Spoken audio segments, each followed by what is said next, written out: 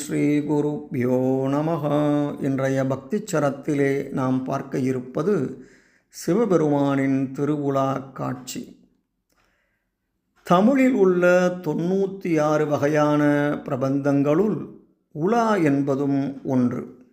தலைவன் ஒருவன் தன் பரிவாரங்கள் சூழ வீதியில் உலா வருவதை விளக்கும் உலா என்பது ஒரு இலக்கிய வகையாகும். நாயன்மார்களுள் ஒருவரான சேரமான் பெருமாள் நாயனார் என்பவர் பாடிய திருக்கைலாய ஞான உலா என்னும் நூல் உலா வகையில் முதல் நூலாக கருதப்படுகிறது.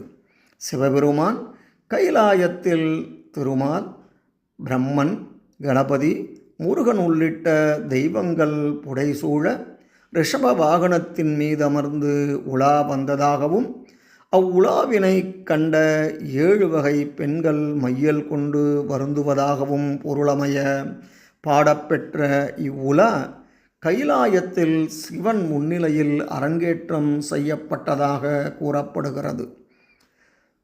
சுந்தரர் இவ்வுலக வாழ்க்கை முடித்து கைலாயம் செல்ல வேண்டிய காலம் வந்தபோது அவரை அழைத்துச் செல்ல சிவபெருமானால் வெண்ணிற யானை ஒன்று அனுப்பப்பட்டதாம். பெருமானின் அழைப்பினை ஏற்ற சுந்தரரும் யானை மீது ஏறி ஆகாய வழியாக திருக்கைலாயம் செல்லலானார். இதனை அறிந்த சேரமான் பெருமாள் நாயனார் தமது குதிரையின் காதில் 5 எழுத்து மந்திரத்தை ஓதினார். உடனே அக்குதிரை வான்வழியில் பறக்கத் தொடங்கியது. இவ்வாறு சுந்தரரை பின்தொடர்ந்து சென்ற நாயனார் சிவனை தரிசித்து தாம் பாடிய உலா நூலை கேட்டு அருளுமாறு வேண்டினார். பெருமானும் சம்மதிக்கவே இவ்வுலா அரங்கேறியது. இந்த செய்தி பெரிய புராணத்திலே கூறப்பட்டுள்ளது.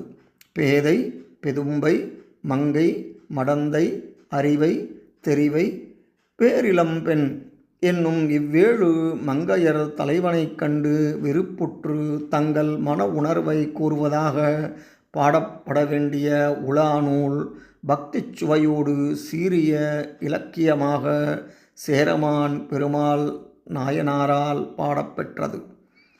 இவ்வுலா 12 திருமுறைகளில் 11ஆம் திருமுறையில் இடம்பெற்றுள்ளது. அடுத்த பதிவிலே இன்னொரு பக்தி சரத்திலே உங்களை சந்திக்கிறேன். நன்றி, வணக்கம்.